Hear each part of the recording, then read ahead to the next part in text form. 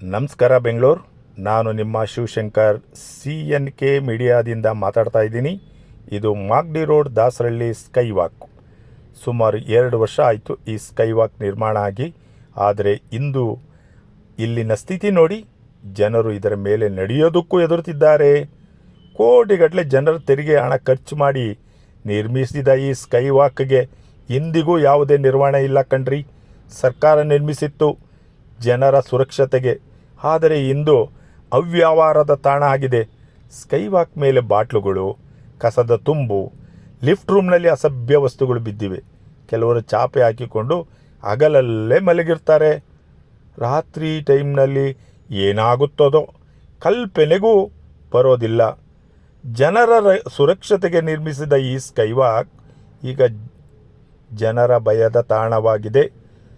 ಸರ್ಕಾರ ಕಟ್ಟಿದರೆ ಸಾಕಾಗಲ್ಲ, ನಿರ್ವಹಣೆ ಬೇಕು. ಕನಿಷ್ಠ ಒಬ್ಬ ಸಿಬ್ಬಂದಿಯನ್ನು ಇಲ್ಲಿ ನೇಮಿಸಿ ಸಾರ್ವಜನಿಕ ಆಸ್ತಿಯನ್ನು ಕಾಪಾಡಿ. ಜನರ ದುಡ್ಡು ವ್ಯರ್ಥ ಮಾಡಬೇಡಿ.